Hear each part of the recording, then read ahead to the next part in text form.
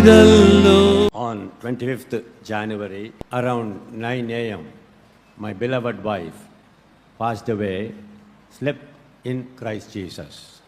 ஜனவரி மாதம் 25ஆம் நாள் காலை 9:05 மணியளவில் என்னுடைய அன்புக்குரிய மனைவி கர்த்தருக்குள் நித்திரை அடைந்து கடந்து சென்றார்கள். And the body was buried in Kilpauk Cemetery on 26th January. அவர்களுடைய சரீரம் 26ஆம் தேதி ஜனவரி மாதம் கீழ்ப்பாக்கம் கல்லறை தோட்டத்திலே நல்லடக்கம் செய்யப்பட்டது. Want to say a few words about my wife, her life and ministry, which would surely be example and edify the congregation. நிச்சயமாகவே திருச்சபை மக்களுடைய வாழ்க்கையை பக்தி விருத்தி அடைய செய்யக்கூடிய பிரயோஜனமான நல் தாக்கத்தை ஏற்படுத்தும் என் மனைவியின் வாழ்க்கையை குறித்த சில அனுபவ சாட்சிகளை உங்களோடு கூட பகிர்ந்து கொள்ள விரும்புகிறேன். Most of the present congregation here might not be familiar with her because of her few years of sickness. கடந்த சில ஆண்டுகளாக அவர்கள் சரீரத்தில் இருந்த சுகவீனத்தின் நிமித்தம் நிகழ்காலத்தில் சமீபத்தில் சபைக்கு வந்த அதிகமான விசுவாச மக்கள் அவர்களோடு கூட நல்ல முறையில் பழகி பரிச்சயப்பட வாய்ப்பில்லாமல் இருந்தது. Early days believers would know her very well and ministry he had done to the Lord. ஆரம்ப காலத்தில் இருந்த விசுவாசிகள் என் அன்பு மனைவியை குறித்தும் கர்த்தருக்காக அவர்கள் அயராது உழைத்த ஊழியத்தை குறித்தும் நன்கு அறிவார்கள். Precious in the sight of the Lord is the death of his saints. அவருடைய பரிசுத்தவான்களுடைய மரணம் கர்த்தருடைய பார்வையில் அருமையாய் இருக்கிறது.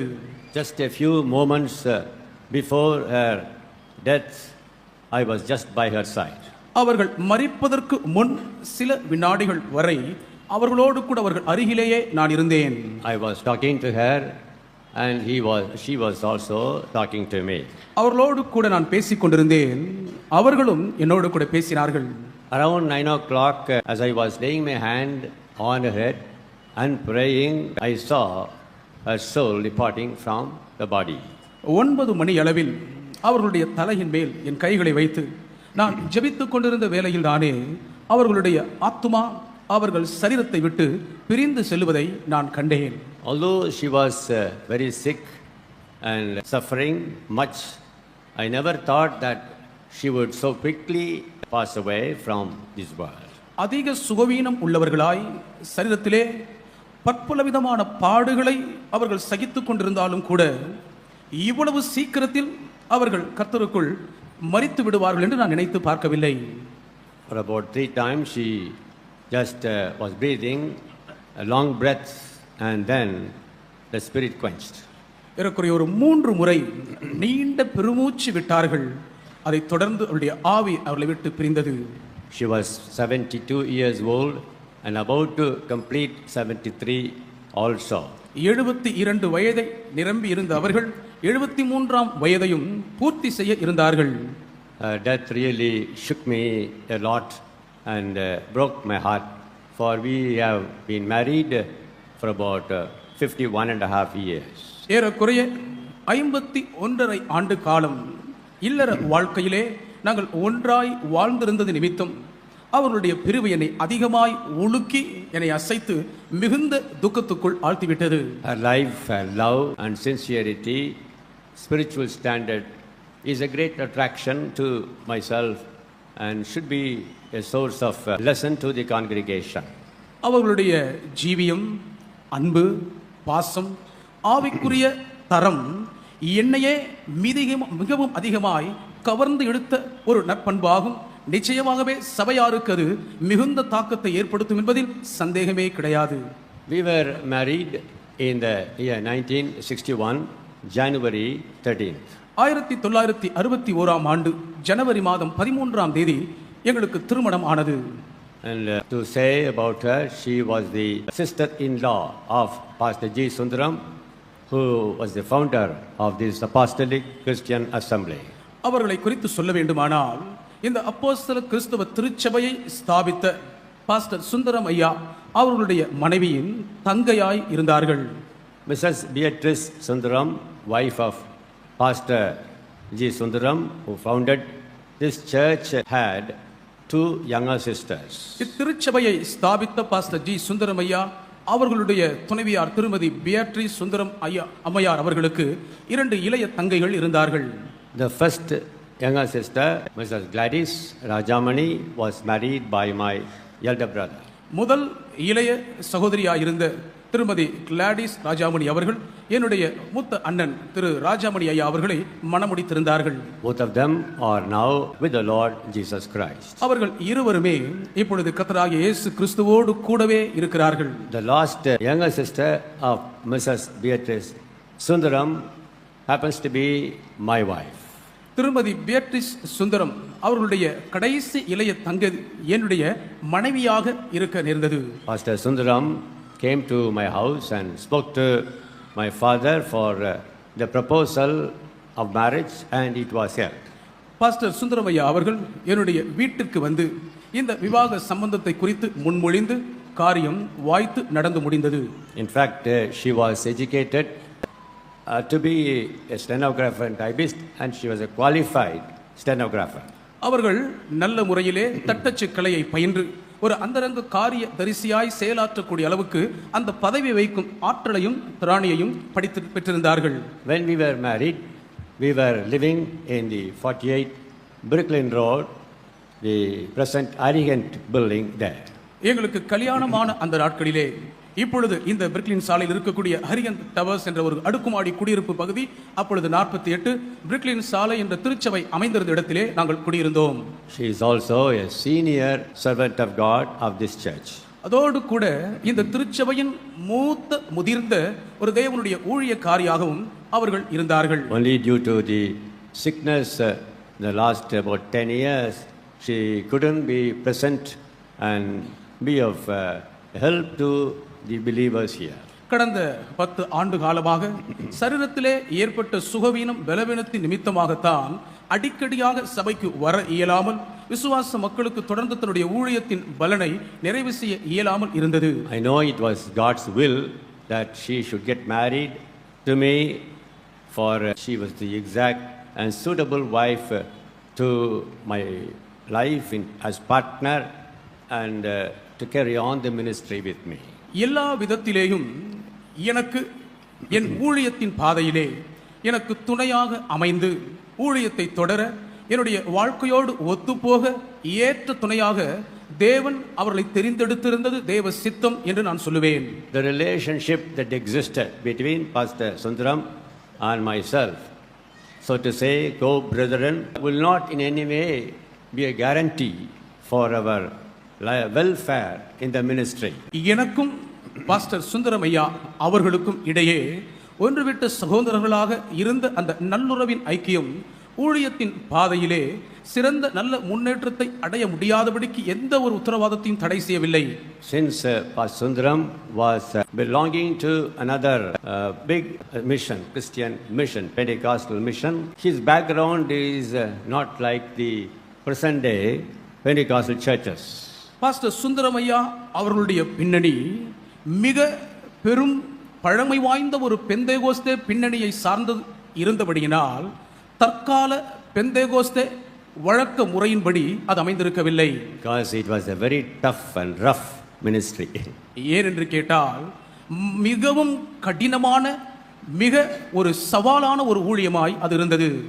The welfare, goodness, relationship existed between us could not be claimed in the ministry matters.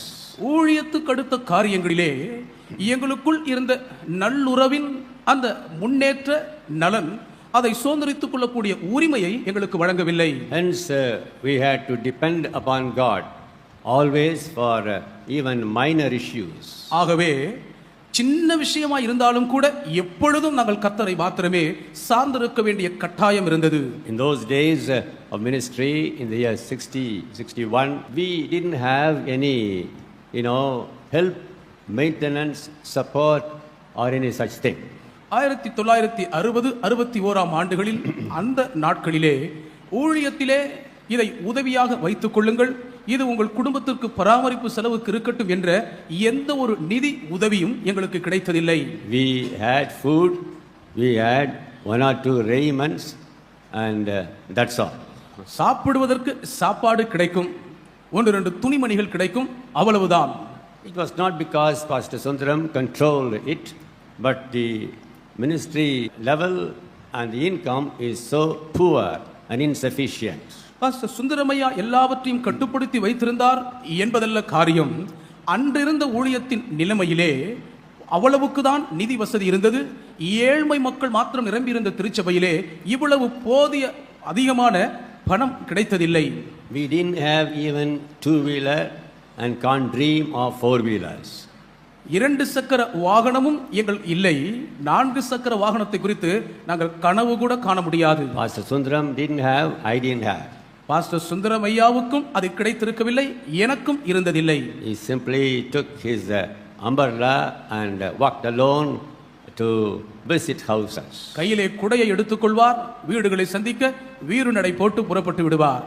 My wife and myself were permitted to visit houses in the early days of ministry to Sivashanmugapuram, Vocheri and all such slummy areas. ஊழியத்தின் ஆரம்ப நாட்களிலே நானும் என்னுடைய மனைவியும் சிவசண்முகபுரம், ஓட்டேரி போன்ற குடிசை பகுதிகளில் இருக்கிற மக்களுடைய வீடுகளை சந்திக்க அர்ப்பணித்து அதை கிரமமாய் செய்தோம். The strength of our church in those days were about 200. அந்த நாட்களிலே நம்முடைய திருச்சபை மக்களுடைய எண்ணிக்கை ஏறக்குறைய 200 பேர் தான் இருந்தார்கள். And almost all were poor believers, slum dwellers. ஏறக்குறைய அனைத்து விசுவாச மக்களுமே ஏழ்மை நிலையில் குடிசை வாசிகளாகத்தான் இருந்தார்கள். So we had a hard time, even at some time found it difficult to have proper food. ஆகவே மிக கடினமான ஒரு பாதையின் ஊடாக கடந்து சென்ற அந்த ஊழியத்தின் நாட்களில் சில நேரங்களில் ஒருவேளை உணவு கூட கிடைப்பது கஷ்டமாகத்தான் இருந்தது. There were days also when we didn't have food. போதும் சாப்பிட ஆகாரமே இல்லாமல் நாங்கள் இருந்த நாட்களும் இருந்ததுண்டு. The ministry in these days are really privileged to those who are called. இந்த நாட்களிலே ஊழியம் செய்யும்படி அழைக்கப்படுகிறவர்கள் உண்மையாகவே கொடுத்து வைத்தவர்கள் என்று தான் சொல்ல வேண்டும். Never at any time Pastor Sundaram called me and asked, what do you want? என்றாயிலும் ஒரு வேளை கூட பாஸ்டர் சுந்தரம் ஐயா அவர்கள் என்னை கூப்பிட்டு உங்களுக்கு என்ன வேணும்னு கேட்டதே கிடையாது. If anything we needed, we had to go to the Lord, kneel down and ask. ஏதாயிலும் எங்களுக்கு அவசர தேவையா இருக்குமானால் கர்த்தருக்கு முன்பாக முழங்காலில் நின்று கேட்டு பெற்றுக்கொள்ள வேண்டியதை தவிர வேறு வழி இல்லை. Though my wife was the youngest sister of Mrs. Beatrice Sundaram, founder's wife, we suffered a lot in the early days. என்னுடைய அன்பு துணைவியார் பாஸ்டர் சுந்தரம் ஐயா இந்த ஊழியத்தை ஸ்தாபித்த ஸ்தாபகருடைய மனைவியா இருந்த திருமதி பேட்ரிஸ் சுந்தரமுடைய இளைய தங்கையா இருந்தும் கூட நாங்கள் எதையும் உரிமை கொண்டாடி அனுபவிக்க முடியவில்லை. கர்த்தரை மாத்திரமே சார்ந்து வாழ்ந்தோம். When the place of ministry was moved to 71 Pursuvakkam High Road in the 1964. 1964 வருடத்தில் 48 பிரிக்லின் சாலையில் இருந்த அப்போஸ்தல கிறிஸ்தவ திருச்சபையின் ஊழியம் 71 புரசைவாக்கம் நெடுஞ்சாலைக்கு இடம் மாறி சென்றது. My wife's ministry was only cooking. என்னுடைய மனைவி செய்த ஊழியம் மக்களுக்கு சமைத்து கொடுப்பது மாத்திரம்தான். Cooking. எப்ப பார்த்தாலும் சமைப்பார்கள், ஆகாரத்தை சமைத்துக் கொண்டே இருப்பார்கள். A wife cook, I should say. மனைவியா இருந்த ஒரு சமையல்காரி என்று தான் நான் அவர்களை குறிப்பிடுவேன். In those days, in 71 Pursuvakkam High Road, there were about 25 workers under us as trainees. அந்த நாட்களிலே 71 புரசைவாக்கம் நெடுஞ்சாலையில் இருந்த அப்போஸ்தல கிறிஸ்தவ திருச்சபையில் ஊழியத்தின் தலைமைத்துவத்தின் கீழ் 25 ஊழியர்கள் பயிற்சியில் இருந்தார்கள். Little more or less. கொஞ்சம் அதிகமாகவோ கூடுதலாகவோ இருக்கலாம். And my wife was actually cooking and dividing the food among them. என்னுடைய மனைவி உண்மையாகவே அவர்கள் எல்லாருக்கும் வேண்டிய ஆகாரத்தை சமைத்து அவங்களுக்கு பங்கு போட்டு கொடுப்பாங்க. Pastor Thomas Raj and others were also under us as trainees. அந்த நாட்களில் பாஸ்டர் தாமஸ் ராஜ் ஐயா அவர்களும் மற்றவர்களும் பயிற்சியில் ஊழியர்களாகவே எங்களுக்கு கீழ் இருந்தார்கள். By the grace of God, the Lord raised me up to a level of a good preacher even then while I was a student in the college. கல்லூரியில் ஒரு மாணவனாயிருக்கும் அந்த நாட்களில் தானேயே தேவனுடைய கிருபையினால் தேவன் என்னை அப்பொழுதே ஒரு பிரசங்கியாராக எழுப்பி நிறுத்தினார். Before marriage, while I was a student, pastor used to call me over the phone around 10 o'clock Saturday night saying, Thambi, come with a message tomorrow morning. கல்லூரியில் மாணவனாய் இருக்கும்போதே கல்யாணம் ஆகாத அந்த நாட்களில் சனிக்கிழமை இரவு 10 மணி அளவில் போதகர் ஐயா தொலைபேசியில் அழைப்பார். தம்பி, காலையில் ஒரு செய்தியோடு வந்து விடுங்கள் என்பார். See what time he says. எத்தனை மணிக்கு அவர் சொல்றாரு பாருங்க. Saturday night 10 o'clock. சனிக்கிழமை இரவு 10 மணிக்கு சொல்லுவார்கள். And only we have to open the Bible and see what message I should give.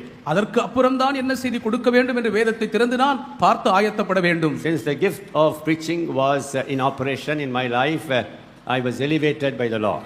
பிரசங்க வரம் என் வாழ்க்கைக்குள் இருந்து செயலாற்றினபடியால் கர்த்தரால் நான் உயர்த்தப்பட்டேன். Only desire I had was to read the Bible, read and only read. எனக்கு இருந்த ஒரே ஆசை விருப்பம் எல்லாம் வேதத்தை வாசிக்க வேண்டும், படிக்க வேண்டும், திரும்ப படிக்க வேண்டும், வேதத்தை படிக்க வேண்டும் என்பது மாத்திரம்தான். Throughout the whole night I have read the Bible. Throughout the whole day I have read the Bible for days together, months together. எத்தனையோ நாட்கள், எத்தனையோ மாதங்கள் தொடர்ந்து இரவு முழுவதும் பகல் முழுவதும் நான் வேதத்தை படித்துக்கொண்டே இருந்திருக்கிறேன். The revelation God gave me in the Bible made me Pastor understood, Pastor G. Sundaram understood very well that I've been called and the Lord has given message to the church. வேதத்திலிருந்து தேவன் எனக்கு கொடுத்த வெளிப்பாடுகளை பார்த்து pastor Sundaram ஐயா அவர்கள் இந்த திருச்சபையிலே நான் ஊழியக்காரனாக பிரசங்கியாராக தேவனால் அழைக்கப்பட்டிருக்கிறேன் என்று புரிந்து கொள்ளும்படி செய்தது. My wife was cooking and dividing all the food for about all these young men. என் மனைவியோ சபையிலே இருந்த அத்தனை வாலிப ஊழியர்களுக்கு வேண்டிய ஆகாரத்தை சமைத்தவர்களுக்கு பங்கு போட்டுக் கொண்டிருப்பார்கள். Very difficult to maintain. அதை சமாளிப்பது, பராமரிப்பது என்பது மிக சிரமம். Finishing her work, she comes to the room about 3 o'clock. வேலையை எல்லாம் முடிச்சிட்டு பிற்பகல் 3 மணி அளவில் தன்னுடைய அறைக்கு வருவார்கள். You know, the hardship we underwent during the days of our ministry cannot be told out.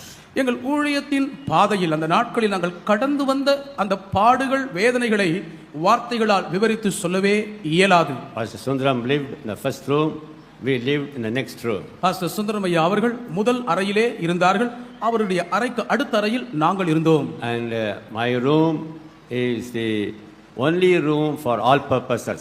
என்னுடைய அறை எல்லா காரியங்களுக்கும் பயன்படுத்தப்பட்ட ஒரே அறையாக இருந்தது. It is a bedroom, அதுதான் படுக்கை அறை. is dining room, அதுதான் சாப்பாட்டு மேஜை இருக்கும் அறை. is a reading room, அதுதான் படிக்கும் அறை. meditation room, தியான அறை. is a visitors room, வருகிறவர்களை வரவேற்று உபசரிக்கும் அறை. everything. எல்லாமே அதுதான்.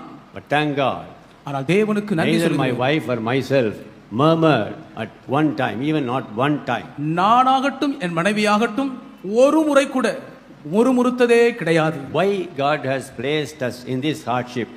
Never I spoke a word, nor my wife. ஏன் இவ்வளவு கஷ்டமான ஒரு பாதையின் பாடுகளிலே தேவன் நம்மை வைத்திருக்கிறார் என்று நானோ என் மனைவியோ ஒரு நாளும் வாய்விட்டு சொன்னதில்லை. I couldn't take her even to a shop to purchase one saree for her. ஒரு புடவை ஆசையாய் வாங்கி கொடுக்க வேண்டும் என்றாலும் கூட அவளை கடைக்கு கூட என்னால் அழைத்து செல்ல இயலவில்லை. Sometimes 1 or 2 times she told me, after marriage you did not buy one saree to me. சில நேரங்கள்ல என்கிட்ட சொல்லிருக்காங்க 1-2 முறை, கல்யாணத்துக்கு அப்புறம் ஒரு புடவை கூட நீங்க எனக்கு வாங்கி கொடுக்கலையே. Because nothing is in my hand. What to do, where to go? கையில ஒண்ணு இல்ல, என்ன செய்யறது, எங்க போறது? If you hear it is actually penniless. உண்மையை சொல்ல போனால் நயா பைசா கையில் இல்லாத காலம். Then we used to walk, always visiting houses and sometime miles together. அதை தொடர்ந்து எப்பொழுதுமே வீடுகளை சந்திக்கும் ஊழியத்தில் நாங்கள் நடந்ததால் செல்லுவோம், பல இடங்களுக்கு மைல் கணக்கில் நடந்தே போவோம். There were ministries for us in those days in Rayapuram, Tandayarpet and Tambaram, St. Thomas Mount, in all those places. அந்த நாட்களிலே ராயபுரம், தண்டையார்பேட்டை, சென்ட் தாமஸ் மவுண்ட், தாம்பரம் போன்ற இடங்களிலே நமக்கு ஊழியங்கள் இருந்தன. So we used to go in the train and then walk for miles together to house visits. ரயிலேறி அந்த இடங்களுக்கு போய் இறங்கி ஊழியத்தில் வீடுகளை சந்திக்கும்படியாக பல மைல்கள் நடந்தே செல்லுவோம். In her young age, being brought up very luxuriously in her own country, Sri Lanka, she walked with me, miles together. I even wonder at it. தன் தாய் நாடான இலங்கையில் எல்லாவித வசதிகள், வாய்ப்புகள், செல்வ சிறப்போடு சொகுசாய் வாழ்ந்திருந்த அவர்கள் வாலிப வயதில் ஊழியத்தில் என்னை கைப்பிடித்ததால் ஊழியத்தில் வரும்பொழுதெல்லாம் இவ்வளவு கடினமாய் நடக்கிறதை பார்த்து நானே ஆச்சரியத்தில் வியப்படைந்ததுண்டு. We were sent here morning hour to visit and to conduct meetings in the evening So we used to go and walking, and if we get food anywhere, in any house, we will eat, otherwise we could not. காலையிலேயே சில நேரங்களில் ஊழியத்துக்கு புறப்பட்டு போய் வீடுகளை சந்தித்து விட வேண்டும். மாலையில் இருக்கிற கூட்டத்துக்கு ஊழியம் செய்ய வேண்டும். அப்படி இருக்கும் பட்சத்திலே காலையிலே கால்கடுக்க நடந்து சென்ற வீடுகளை எல்லாம் சந்தித்து விட்டு எங்கேயாவது யாராவது வீட்டில் சாப்பாடு கொடுத்தால் சாப்பிட வேண்டும், இல்லாவிட்டால் சாப்பிட முடியாது. அப்படிதான் இருந்திருக்கிறோம். But both of us never murmured against God. ஆனால் நாங்கள் இருவரும் ஒரு நாளும் தேவனுக்கு எதிராக முறுமுறுத்ததே இல்லை. You will really be surprised if I say that a few times Pastor Sundaram gave one-way fare to Rayapuram to go in the bus and conduct meeting, and to return we don't have money. I didn't have money. நான் சொன்னால் சில நேரங்களில் உண்மையாகவே ஆச்சரியப்பட்டு வேதனைப்படுவீர்கள். இங்கிருந்து ராயபுரத்தில் ஊழியத்தையும் செய்யும்படி சில நேரங்களில் பாஸ்டர் சுந்தரமையா அனுப்பும் பொழுது போகிறதற்கு ஒரு வழி பயணத்துக்கு வேண்டிய பணத்தை கொடுத்துவிட்டு பஸ்ல ஒரு வழி சீட்டு பஸ் டிக்கெட் வாங்க காசு கொடுத்து பின்பு வரும்படி அங்கிருந்து வரும்படி சொல்லிவிடுவார்கள். என் கையில காசே இருக்காது. He is not at fault because he didn't have money. அவரிடத்தில் பணம் இல்லை, அதனால் அவரை குற்றம் சொல்ல முடியாது. We had no money from foreign country. அயல் நாட்டிலிருந்து எந்த பண உதவியும் we had no rich believers. கிடைத்ததில்லை. பணக்கார விசுவாசிகளும் இருந்ததில்லை. Believers are poor slum dwellers. ஏழை மக்களாய் குடிசை பகுதி வாழ் மக்கள் விசுவாசிகளாய் இருந்தார்கள். In those days Pentecost means the people think slum dwellers. அந்த நாட்களிலே பெந்தேகோஸ்தே அப்படின்னு சொன்னாலே அவங்க குடிசை பகுதி மக்கள் சபையார் என்று மக்கள் எளிதில் அடையாளம் கண்டு விடுவார்கள். We were not respected at that time. அந்த நாட்களிலே சமுதாயத்தில் எங்களுக்கு மதிப்பு மரியாதையும் கிடைத்ததே இல்லை. And one day he took the offering box key of Rayapuram branch. ஒரு நாள் ராயபுரம் கிளை சபையினுடைய காணிக்கை பெட்டி சாவி எடுத்து கொடுத்தார். Maybe you go in bus, and when you come back you just open the offering box, you will find some money and come with that money and reach here. தம்பி பஸ்ல போங்கன்னு சொல்லி போறதுக்கு மட்டும் காசு கொடுத்து வரும்போது அங்க காணிக்கை பெட்டி திறந்து பார்த்து எதனா காசு இருந்தா அதை எடுத்து டிக்கெட் வாங்கி வீட்டுக்கு வந்துருங்கன்னு சொல்லுவாங்க. Then I just carefully opened the box. கவனமாக காணிக்கை பெட்டியை திறந்தேன். After the end of the service, ஆராதனை முடிந்த பின்பு very unfortunately there is only 4 annas coin. துரதிர்ஷ்டவசமாக 4 நாணயம் தான் உள்ள இருந்துச்சு. So without showing my shame, I just took it and pocketed it and came thinking I should walk all the way from Rayapuram back to Pursuvakam. என்னுடைய அந்த வெட்கமான நிலையை யாரும் பார்த்து விடக்கூடாது என்று கவனமாக அந்த நாளாவை எடுத்து ஒளித்து பைக்குள் திணித்துக் கொண்டு நடந்துதான் புரசைவாக்கம் வர வேண்டும் என்ற நினைப்போடு நான் காணிக்கை பெட்டியை பூட்டினேன். During such time some of the believers there used to say, brother, shall we go to Pursuvakam main church? We'll go together. So on the way they supplied me food and the conveyance, we came back. அந்த நாட்களிலே அங்கிருந்த விசுவாசிகள் புரசைவாக்கத்தின் தலைமை சபைக்கு வர விரும்பி சகோதரர் சேர்ந்து நாம் போய் விடுவோம் என்று சொல்லி வருகிற வழியிலே அவர்களே எனக்கு சாப்பாடு வாங்கி கொடுத்து பஸ்ஸுக்கு டிக்கெட் எடுத்து கொண்டு வந்து சேர்த்து விடுவார்கள். All these I had to say a bit for you because many of you may not know the hardships through which we underwent. நாங்கள் கடந்து வந்த ஊழிய பாதனையின் வேதனைகளையும் கஷ்டங்களையும் பலர் அறியாமல் இருக்கிறபடினால் நீங்கள் தெரிந்து கொள்ள வேண்டும் என்பதற்காக தான் இவைகளையெல்லாம் உங்களுக்கு முன்பாக நான் விவரித்து சொல்ல வேண்டியதா இருக்கிறது. The Sunday ministry is not actually the ministry we had in those days. அந்த நாட்களிலே நாங்கள் செய்த ஊழியத்தை போல தற்கால ஊழியம் இருப்பதில்லை. It is not to just exalt myself or ourselves of our sacrifice and hardship, but people should know the value of ministry. என்னையோ எங்களுடைய தியாக கஷ்ட ஊழிய பாதையின் வேதனை அனுபவங்களையோ சொல்லி மேம்படுத்துவதற்காக நான் இதை சொல்லவில்லை. ஆனால் ஊழியத்தின் பாதைகளுடைய வேதனைகள் இன்னதென்பதை மக்கள் அறிந்து கொள்ள வேண்டும் என்பதற்காக சொல்கிறேன். My wife stood with me in all these struggles. எல்லா நெருக்கடியான கஷ்டகால போராட்டத்தின் பாதையில் என் மனைவி என்னோடு தோளோடு தோள் கொடுத்து நின்றார்கள். Besides these, இவைகளுக்கு பதில் அதற்கு அருகாமையில் அதோடு கூட my wife suffered in sickness too much in the last days. கடைசி நாட்களில் மனைவி அதிக சுகவீனத்தினால் கஷ்டப்பட்டார்கள். She was a very chronic diabetic. அவர்கள் நீண்டகால சர்க்கரை நீரிழிவு நோயினால் பாதிக்கப்பட்டிருந்தார்கள். Not because the food may be hereditary from her mother's side. ஆகாரத்தினால் உண்டான பாதிப்பாய் இருக்கவில்லை. ஒருவேளை தன் தாயாரிடமிருந்து வந்த பரம்பரை தாக்கத்தினால் அவர்கள் சர்க்கரை நோயாளியாய் மாறி இருக்க வேண்டும். Chicken pox, fistula, diabetes, typhoid, all these diseases one after another just attacked her. அம்மை, உள் மூலம், சர்க்கரை நோய் இவற்றின் பின் ஒன்றாய் அவர்கள் மீது அகோர போர் தொடுத்து தாக்கின. But she endured all these sufferings and she had a contented Christian ministry. இத்தனை பாடுகளையும் அவர்கள் அமைதியாய் சகித்து கொண்டவர்களாய் ஒரு திருப்தி அடைந்த கிறிஸ்தவ வாழ்க்கையின் மன ரம்மியத்தை தன் ஊழியத்தின் பாதையிலே வெளிப்படுத்தினார்கள். Brethren, to have contentment in these trials through which we went is very difficult. சகோதரரே, நாங்கள் கடந்து வந்த பரீட்சை மிகுந்த வேதனையின் பாடுகளின் பாதையில் மன ரம்மியம் உடையவர்களாய் இருப்பது என்பது மிக மிக கடினம். And with regard to the ministry she conducted, அவர்கள் நடத்தி வந்த ஊழியத்தை குறித்து சொல்ல வேண்டுமானால், she conducted the young girls ministry in those days. அந்த நாட்களிலே இளம் வாலிப சகோதரிகளுக்கென்று அவர்கள்தான் கூட்டம் நடத்தி ஊழியம் செய்தார்கள். Some of them who were trained by her are the wives of the so-called big pastors now. அன்று அவர்களுடைய வாலிப சகோதரிகளின் ஊழியத்தில் போதிக்கப்பட்டு பயிற்சி பெற்ற வாலிப சகோதரிகள் இன்று மிகப்பெரிய ஊழியர்களாய் போதர்களாய் இருக்கக்கூடிய ஊழியர்களின் அருமையான மனைவிகளாய் வாழ்ந்து கொண்டிருக்கிறார்கள். I don't like to tell the names of the pastors. அந்த போதகர்களுடைய பெயரை குறிப்பிட்டு சொல்ல நான் விரும்பவில்லை. Sister Sundaram and my wife used to go to Taylor's Road every week to conduct sisters meeting.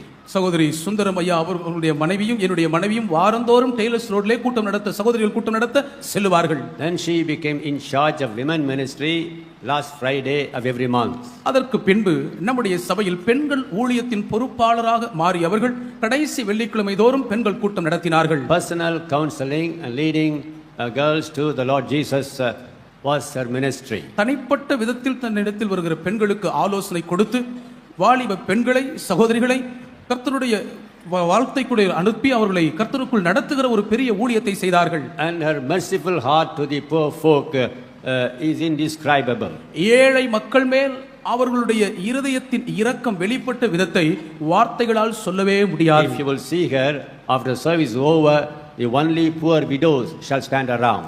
ஆராதனை முடிந்த பின்பு என் மனைவியை நீங்கள் பார்த்தால் அவர்களை சுற்றிலும் ஏழை விதவை மக்கள் மாத்திரம்தான் சூழ்ந்து நிற்பார்கள். And she used to give them charity, love, money to them as it was possible for us. எங்களால் இயன்ற அளவுக்கு தன்னால் இயன்ற சிறந்த விதத்தில் தன்னை நாடி வந்த ஏழை மக்களை பேணி பராமரித்து பாதுகாத்து உதவி செய்தவர்களை தர்ம சகாயம் செய்தார்கள். After Pastor Sundaram had a car, first car, second hand car, after a long time I was also given a small motor Sundaram Pillai car. நீண்ட காலத்துக்கு பின்பு பாஸ்டர் சுந்தரம் ஐயா அவர்களுக்கு ஒரு இரண்டாவது ஓனர் பழைய கார் வாங்கி கிடைத்த பின்பு எனக்கும் ஒரு சிறிய மோட்டார் சுந்தரம் பிள்ளை கார் கொடுக்கப்பட்டது. That was 1938 model baby Austin, to which there is no window and nothing of that sort. The handle will be hanging in the front side. அது 1930வது பேபி ஆஸ்டின் மாடல் கார். அதற்கு ஜன்னலும் கிடையாது, அதனுடைய கைப்பிடி காருக்கு வெளியே தொங்கிக் கொண்டிருக்கும். And people used to ridicule, when we go sometime. அந்த கார்ல நாங்க போறத பாக்குற மக்கள் சில நேரங்களே எங்களை கேலி செய்து சிரிப்பதும் உண்டு. And we applied the brake, it won't stop. Break பிடிச்சா பிரேக் வண்டி நிக்காது. It will go and just dash upon somebody. போய் யார் மேலயாவது இடிச்சு மோதி தான் நிக்கும். Then the man will come out and say, "What man, what did drive you?" அந்த ஆளு இறங்கி வெளியே வந்து என்னையா வண்டி ஓட்டுறேன்னு என்ன திட்டுவான். And I will say, "Sorry, வண்டி பிரேக் பிடிக்கல sir, what can I do?" ஐயா வண்டி பிரேக் பிடிக்கல, நான் என்னங்க செய்யறதுன்னு மன்னிப்பு கேட்பேன். These are all ridicule through which we had to go through. கடந்து வந்த பாதையின் ஊடான கேலி பரியாசத்தின் பாதைகளாய் இவைகள் இருந்தன. Thank God. தேவனுக்கு நன்றி. Never we murmured at that time. அந்த நேரத்திலும் நாங்கள் முறுமுறுத்ததே கிடையாது. And lastly, கடைசியாக the Lord took us to have the international ministries. சர்வதேச ஊழியத்துக்கும் ஆண்டவர்களை அழைத்து சென்றார். Nationally we had gone to several places and then the Lord took us to international ministries. தேசிய அளவில் நாட்டின் பல பாகங்களுக்கு ஊழியத்திற்கு எங்களை எடுத்து சென்ற ஆண்டவர் சர்வதேச அரங்கத்திலும் எங்களை ஊழியத்திற்கு பல நாடுகளுக்கு கொண்டு சென்றார். I never tried to go out of India to US or any place. Never wrote a letter. Never I had a mind to go. இந்தியாவை விட்டு வெளிநாடுகளுக்கு, அமெரிக்கா போன்ற நாட்டுக்கு போக வேண்டும் என்று என் மனதிலே நினைத்ததும் இல்லை, முயற்சி எடுத்ததும் இல்லை, யாருக்கும் கடிதம் எழுதி சிபாரிசு கேட்டதும் இல்லை. But the invitation came of its own accord. ஆனாலும் தானாகவே அழைப்பு வந்து சேர்ந்தது. So thank God, and invitation came and money to go and travel came for both of us. We traveled. ஆகவே நாங்கள் இருவருமே வெளிநாட்டுக்கு போய் திரும்பி வருவதற்கு வேண்டிய பண உதவியோடு கூட அழைப்பு வந்தது. நாங்கள் போய் வந்தோம். தேவனுக்கு நன்றி சொல்கிறேன். God's grace we went to England and United States and Canada to serve him. தேவனுடைய கிருபையினாலே இங்கிலாந்து நாட்டிற்கும் அமெரிக்க ஐக்கிய நாடுகளுக்கும் கனடா தேசத்திற்கும் தேவனுக்கு ஊழியம் செய்வதற்காக நாங்கள் போய் வந்தோம். She, along with me, stood and testified, preached the word in English. என்னோடு கூட அந்த நாடுகளிலே அவர்கள் எழுந்து நின்று ஆங்கிலத்திலே சாட்சி கொடுத்து தேவனுடைய வார்த்தையை பிரசங்கித்தார்கள். She is well versed lady in English, and she preached messages in English in the foreign countries also. ஆங்கில மொழியின் புலமை பெற்றிருந்த அவர்கள் அயல் நாட்டிலே சிறந்த முறையில் தன்னுடைய வாழ்க்கையின் சாட்சியையும் தேவ செய்தியும் ஆங்கிலத்திலே பகிர்ந்து கொண்டவர்கள். And I give all glory to God. எல்லா மகிமையும் தேவனுக்கு மாத்திரமே உரித்தாக்குகிறேன். I thought it's better that the church knows part of her ministry and life, because many of the present congregation may not know it, and they might think she is idle in the house. இப்பொழுது இருக்கிற சபை விசுவாசிகளில் அநேகருக்கு என் மனைவியை குறித்த விவரங்கள் அறியாது இருக்கிறபடியினால் பலர் வீட்டில் அவங்க சும்மா இருக்கிறார்கள் என்று நினைத்துக் கொண்டிருக்கலாம். ஆகவே என் மனைவியினுடைய வாழ்க்கை ஊழியம் அவர்களுடைய நடைமுறை அனுபவங்களில் பலவற்றை உங்களுக்கு முன்பாக விவரித்து சொல்வது ஏற்புடையதா இருக்கும் என்று நான் நினைத்து இவைகளை பகிர்ந்து கொண்டேன். Not with any exaggeration I said all this. ஒரு வார்த்தையையும் மிகைப்படுத்தாமல் உள்ளதை உள்ளபடி அப்படியே சொல்லியிருக்கிறேன். What I said today is fact. நான் இன்று உங்களுக்கு முன்பாக எடுத்து சொன்ன அத்தனையும் நடந்தேறிய உண்மைகள். On the last moments of her life and being with her, she passed away to be with the Lord. Still is my memory. I couldn't erase it very easily. கடைசி நேரத்தின் அவருடைய வாழ்க்கையின் இறுதி சன பொழுதுகளில் அவர்களோடு கூடவே இருந்து கர்த்தரிடத்தில் அவர்களை வழி அனுப்பி வைத்திருந்த நிலையில் அவர்களுடைய நினைவலைகள் என்னுடைய மனதை விட்டு நீங்காத இடம் பிடித்து விட்டபடியினால் அதை என்னால் அழிக்கவோ மறுக்கவோ முடியவில்லை. I want to say a word of thanks to the whole congregation who come on the funeral day and be with us, and even took part in the procession, came to the cemetery until burial and comforted us. அவர்களுடைய நல்லடக்க ஆராதனையின் நாளிலே திருச்சபைக்கு முழுவதுமாய் வந்து அணிவகுத்து நின்று அவருடைய அடக்க ஊர்வலத்திலே அணிதிரண்டு வந்து கல்லறையில் இறுதி நேரம் வரை பக்கபலமாய் நின்று ஆறுதல் செய்த எங்களோடு கூட திடனாய் நின்ற திருச்சபை மக்கள் அனைவருக்கும் மனப்பூர்வமாய் என்னுடைய நன்றியை தெரிவித்துக் கொள்கிறேன். She had gone to be with the Lord, and we shall meet her one day. I shall meet her certainly. கர்த்தரோடு கூட இருக்கும்படி அவர்கள் கடந்து சென்றிருக்கிறார்கள். நிச்சயமாகவே நாள் ஒன்றில் நாம் அவர்களை சந்திப்போம்.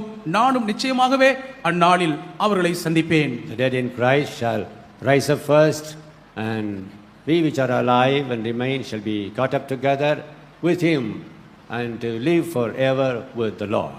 கிறிஸ்துவுக்குள் மரித்தவர்கள் முதலாவது எழுந்திருப்பார்கள்.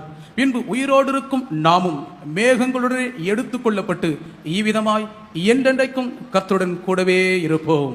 All glory be to God. எல்லா மகிமையும் தேவனுக்கே உண்டாகட்டும். Being the last journey of my wife, I had to say this to the church, that they may know and continue to stand with me till the coming of Jesus Christ. திருச்சபை மக்கள் ஒவ்வொருவரும் மனைவியின் வாழ்க்கையை நன்றாய் அறிந்தவர்களாய் கர்த்தருடைய வருகை மட்டும் என்னோடு கூட இணைந்து உறுதியாய் நிற்க வேண்டும் என்பதற்காக என் மனைவியினுடைய வாழ்க்கை பயணத்தின் இறுதி யாத்திரையாய் அமைந்துவிட்ட இந்த எல்லா காரியங்களையும் உங்களுக்கு முன்பாக நான் பகிர்ந்து கொள்ள வேண்டியதாய் இருந்தது. As long as the Lord gives me life, health, strength and breath, I will serve him. கர்த்தர் எனக்கு ஜீவனை, நல்ல ஆரோக்கிய சுகபலனை, சுவாசத்தை தந்திருக்கு மட்டும் நான் அவருக்கு சேவை செய்வேன். God bless you. கர்த்தர் தாமே உங்களை ஆசீர்வதிப்பாராக. God be with you. உங்களோடு கூட இருப்பாராக. Pray for us. எங்களுக்காக வேண்டிக் கொள்ளுங்கள்.